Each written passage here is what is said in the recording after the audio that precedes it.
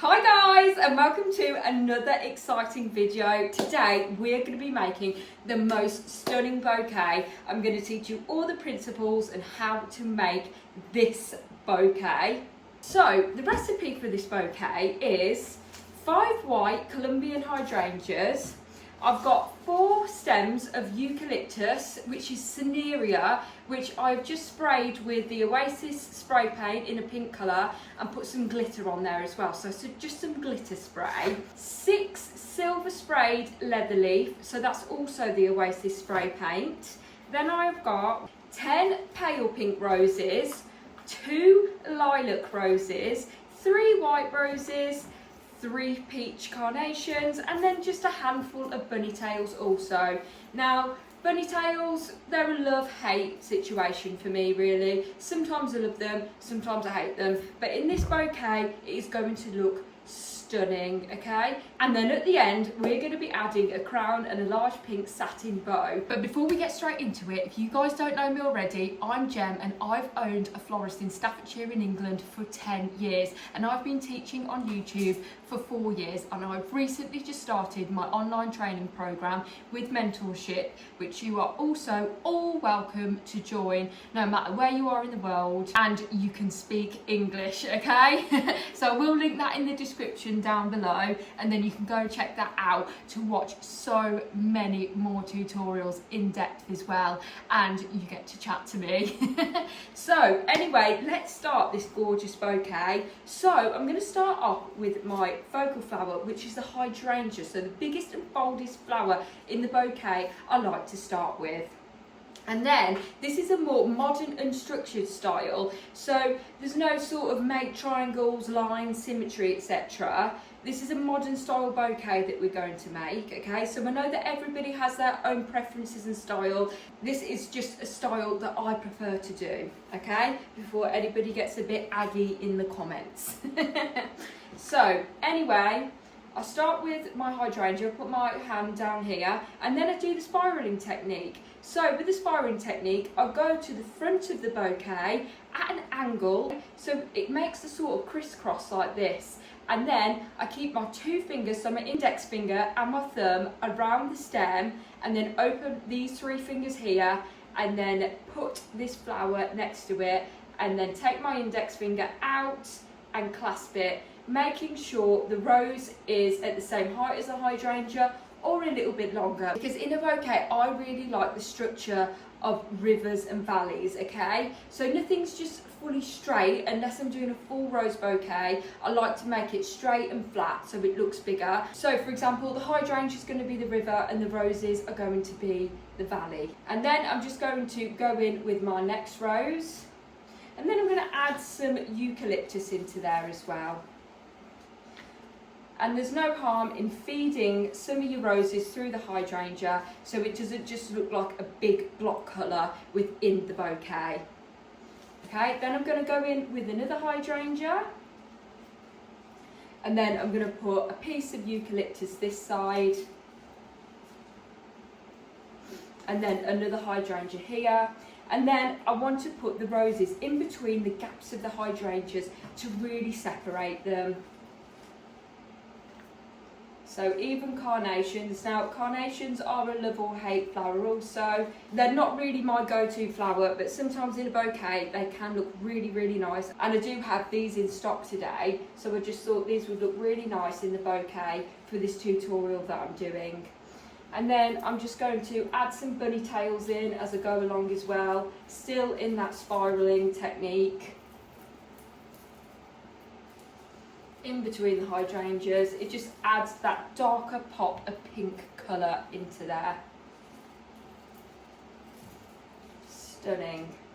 Okay, then I'm going to put some white ones. I'm going to put the white roses a little bit higher, if you can see, because they are the same colour of the hydrangea, so I want them to stand out a little bit more.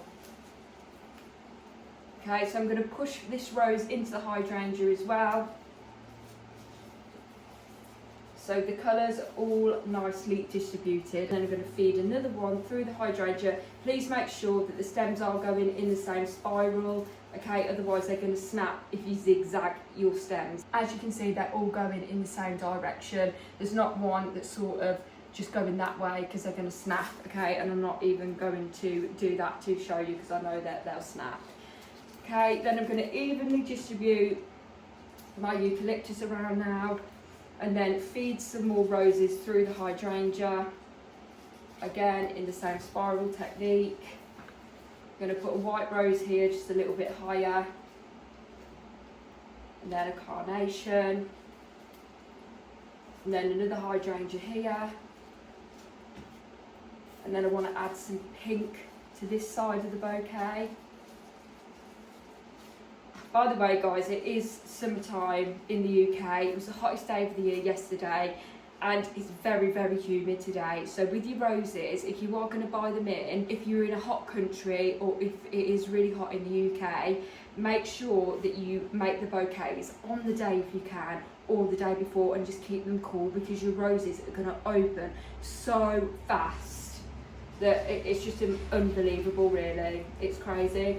And especially avalanche roses. I do try to stay away from avalanche roses in the heat because they just open up and they just don't stop opening up. They honestly open up within a few hours.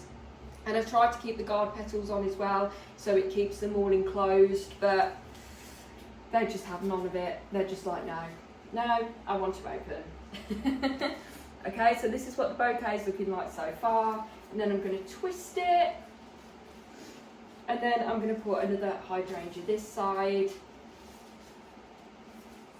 and then I'm going to add my remaining bunny tails to the bouquet. Okay, and then my last white rose just between these two hydrangeas here, a little bit higher. Okay, absolutely beautiful. Then with my 6 stems of silver sprayed leather leaf, I'm then going to edge around the bouquet, still going in that spiral technique, and twisting as I go around. I don't want them to come out too much. Okay, so I don't want them sitting up here. I'm going to put the end, so basically where my units of the leather leaf end, I'm going to put onto the binding point. So that's where our hands are holding the bouquet. That's called the binding point. Okay, and then make sure they're all the same length. Okay, so I just really want basically silver accents around it. Okay, so it's looking just like this so far.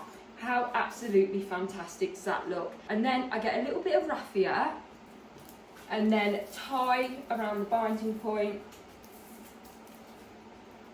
Also guys, there's so many tutorials on here as well. If you are stuck with knowing where the binding point is and how to spiral, there are videos on there as well, but the Academy goes into it in depth, okay? So please make sure that you do check out the Academy in the description down below if you want more in-depth tutorials and you want to learn even more, okay? So we cover all aspects of floristry, traditional, modern, funerals, weddings, events, anything that you want to know, okay? So anyway, I'm now going to wrap her, and I'm going to wrap her in my standard Korean style wrap. Again, if you want to learn how to wrap the bouquets, please make sure that you do check out the Academy because you can learn it all there. Okay, and I just like to sellotape my Korean wrap onto the bouquet. And how gorgeous is that colour? It matches the bouquet to a T.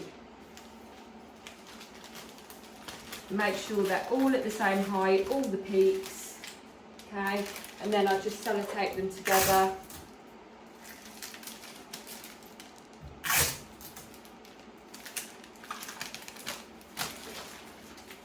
Absolutely stunning. So this size bouquet, 5 sheets of Korean wrap is absolutely fantastic. Oh yes.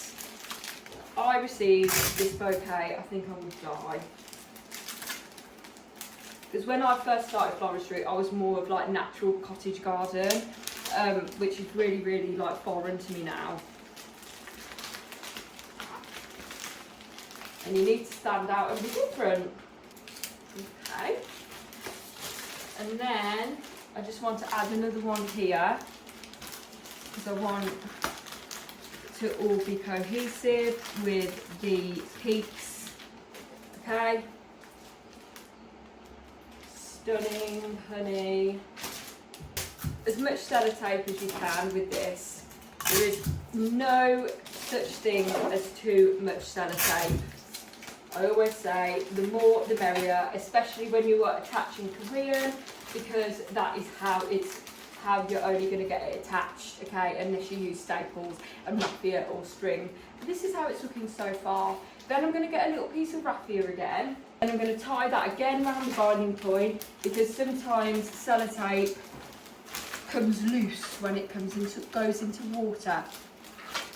So I like to put a bit of raffia around there to keep it safe, and I know that that wrap's not coming off, because I always put in my care cards, do not take the wrap off, okay, because the wrap is part of the artwork.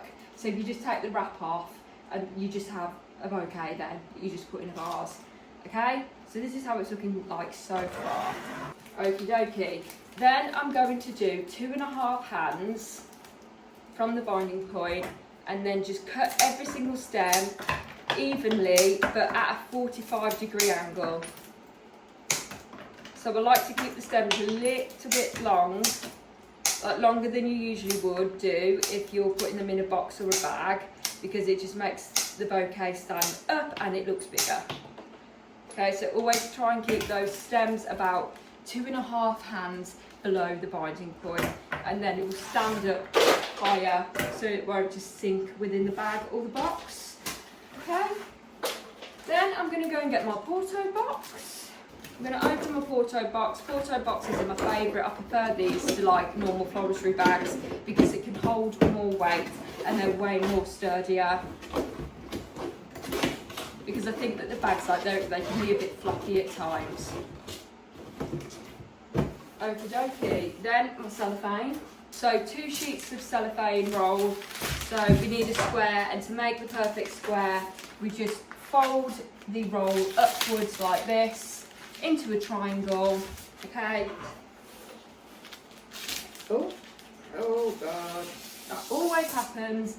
And then basically you get a perfect square when you open it. But I'm just going to do the next one. I'm just going to cut that little bit off because it went a bit jaggedy.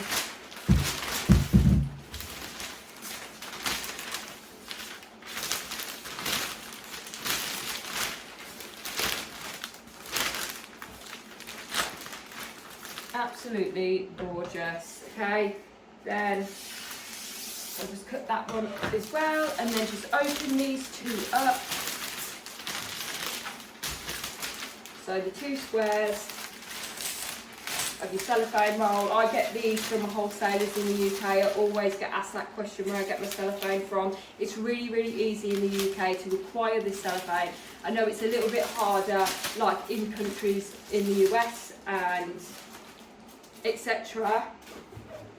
and getting Porto boxes as well, but please do try on Amazon or try and import them if you can, or there is a large selection of boxes in your country that you can use this same principle with, so do not worry, and we discuss this all on the membership, okay?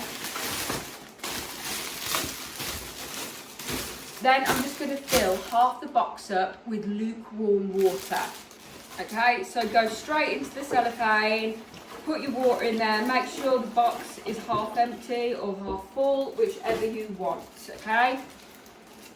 And then grab the stems, clasp them a little bit so they fit straight in there, and that is absolutely gorgeous. And they're standing lovely, and they're high, they're not sinking.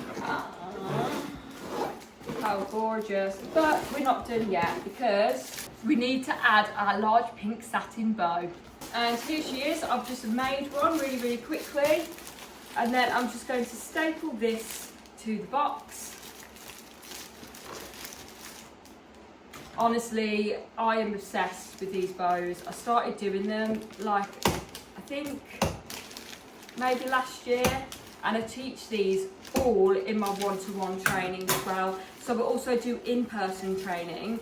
So if you are interested in coming to do a day with me, then I would absolutely love that. Go check out our website, and I will link that in the description down below. Honestly, they are so much fun. It is amazing, and you get my WhatsApp number for lifetime aftercare. You can call, text me, whatever, and we can help learn and grow together. But this is the bouquet so far, and then I'm just going to crown her.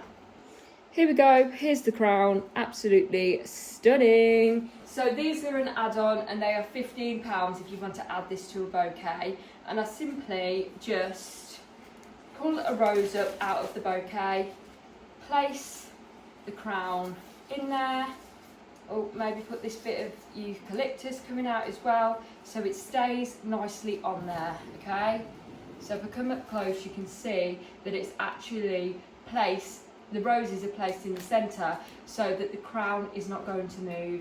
Okay, should we do an up close? Here we go, guys, an absolute 10/10 from me. How flipping gorgeous. And look at that crown, look at the silvers, look at the pinks in there. Now, if you do need more of in-depth tutorials on how to make bouquets just like this one, please do check the description down below. Come and join our ever-growing tribe and our gorgeous community of florists, and we are all here to help you. And there's all the tutorials that you could ever dream of. And then please do go to the website to check out our reviews and see what our students are getting up to and their work. Honestly, it is phenomenal. And I'm not just saying that, because of course I'd say that, but I'm so proud of you girlies. And if you are already on the membership and you are watching my YouTube as well, thank you so much for supporting me on all platforms.